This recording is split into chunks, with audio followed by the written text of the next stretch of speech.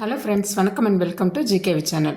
இன்றைக்கி நம்ம ஒரு பெரிய கத்திரிக்காய் வச்சு சூப்பரான ஒரு ஃப்ரை தாங்க பார்க்க போகிறோம். சாதத்துக்கு தொட்டு சாப்பிடும்போது அவ்வளோ சூப்பராக இருக்குங்க. வாங்க எப்படி செய்யலான்றதை பார்க்கலாம். அதுக்கு தேவையான பொருள் என்னன்றதை பார்க்கலாம். பெரிய கத்திரிக்காய் வரும் பார்த்திங்களா, இது எக் பிளான்ட்டுன்னு கூட சொல்லுவாங்க பாருங்கள். அது அந்த கத்திரிக்காய்ங்க. இந்த மாதிரி ரவுண்டாக கட் பண்ணி எடுத்துக்கணுங்க. அதுக்கு மசாலா ரெடி பண்ணுறதுக்கு அரிசி மாவு, மஞ்சள் தூள், வெறும் மிளகாய் தூள், அதுக்கப்புறமா பெருங்காயம், உப்பு, ஒரு ஸ்பூன் இது லெமன், அவ்வளோதாங்க. இது மட்டும் இருந்தால் போதுங்க. இப்போ இது எல்லாத்தையும் நாம் ஒன்றா சேர்த்து கலந்து மசாலா ரெடி பண்ணிக்கலாங்க. இந்த பாருங்கள், எல்லாத்தையும் ஒன்றா சேர்ந்து கலந்து மசாலா ரெடி பண்ணியாச்சு. இப்போ கலந்து வச்சுருக்கிற இந்த மசாலா இந்த அளவுக்கு இருந்தால் போதுங்க.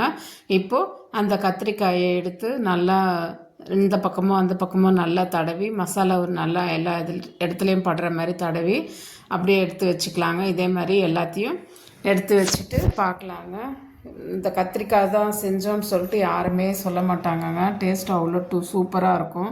அதை ரோஸ்ட் பண்ணி எடுக்கும்போது நீங்களும் ஒரு தடவை கட்டாயமாக செஞ்சு பாருங்கள். அவ்வளோதாங்க. இப்போ நம்ம மசாலாலாம் தடவிட்டு நல்லா எடுத்து வச்சுருவோங்க. மசாலா ஒரு 10 நிமிஷம் நல்லா ஊறட்டோங்க. அப்போ தான் அந்த மசாலா கத்திரிக்காயில் நல்லா இறங்கி டேஸ்ட் இன்னும் கொஞ்சம் சூப்பராக இருக்குங்க. ஊறட்டும், பார்க்கலாம். இப்போது இதே மாதிரி எல்லா கத்திரிக்காயும் தடவி வச்சுருக்குறாங்க. இப்போ 10 நிமிஷம் ஊறின மசாலாவை எடுத்து தோசைக்கல் நல்லா சூடு பண்ணி வச்சுருக்குறாங்க.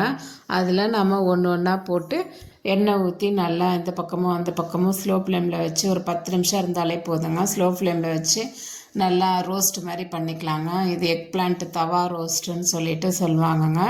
அவ்வளோதாங்க. இப்போ வச்சாச்சு பாருங்கள். கொஞ்சமாக அதுக்கு தேவையான அளவு எண்ணெயை விட்டுட்டு ஒரு 5 நிமிஷம் கழித்து இப்படி திருப்பி போடலாங்க. பாருங்கள், எவ்வளோ கலராக சூப்பராக வந்துருக்குறது பாருங்கள். அவ்வளோதாங்க, இது ரெடி ஆயிடுச்சுங்க. தயிர் சாதத்தோடு தொட்டுன்னு சாப்பிடும்போது டேஸ்ட் அவ்வளோ சூப்பராக இருக்குங்க. நிஜமாகவே இது கத்திரிக்காய்னு யாரும் சொல்லவே மாட்டாங்கங்க. அவ்வளோ சூப்பராக இருக்கும் டேஸ்ட்டும். நீங்களும் ஒரு தடவை செஞ்சு பாருங்கள் ஃப்ரெண்ட்ஸ். எப்படி இருந்ததுன்றதையும் மறக்காமல் சொல்லுங்கள். இப்போது இந்த பக்கம் ஒரு பக்கம் நல்லா ரோஸ்ட் ஆயிடுச்சுங்க. இப்போ மறுபக்கம் திருப்பி போட்டு ஒரு 5 நிமிஷம் அப்படியே ஸ்லோ ஃப்ளேம்லேயே வச்சு நல்லா பொரிக்க விடலாங்க. நல்லா ரோஸ்ட் ஆகிட்டு நல்லா அது ஒரு மாதிரி நல்லா வெந்து வரதுக்கு டைம் கொடுக்கலாங்க. நல்லா ஒரு மாதிரி சாஃப்டாகவும் இருக்குங்க.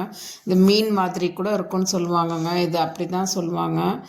ரொம்ப டேஸ்ட்டாக இருக்கும். அவ்வளோதாங்க. இப்போ பாருங்கள், 2 பக்கமும் நல்லா செவக்க வந்தாச்சு. எவ்வளோ கலர் சூப்பராக இருக்குது பாருங்கள். அவ்வளோதாங்க. இப்போ எடுத்து நம்ம பரிமாற ஆரம்பிச்சிடலாங்க. இந்த மாதிரி எடுத்து வச்சுக்கலாங்க எல்லாத்தையும். இது கூட வெங்காயம் கொஞ்சமாக லெமன் தொட்டுன்னு சாப்பிட சூப்பராக இருக்கும் ஃப்ரெண்ட்ஸ். எப்படி இருந்ததுன்றத நீங்களும் ஒரு தடவை செஞ்சு பாருங்கள். என் வீடியோ உங்களுக்கு பிடிச்சிருந்தா மறக்காமல் சப்ஸ்கிரைப் பண்ணுங்கள். சப்ஸ்கிரைப் பண்ணி பக்கத்தில் இருக்கிற பெல் ஐக்கானை கிளிக் பண்ணி வச்சுக்கோங்க. நான் போடுற வீடியோஸ்லாம் உங்களுக்கு நோட்டிஃபிகேஷனாக வரும். மறக்காமல் என் வீடியோவுக்கு ஒரு லைக் பண்ணுங்கள் ஃப்ரெண்ட்ஸ். இதே மாதிரி நாளைக்கு இன்னொரு வீடியோவில் பார்க்கலாம். பாய்.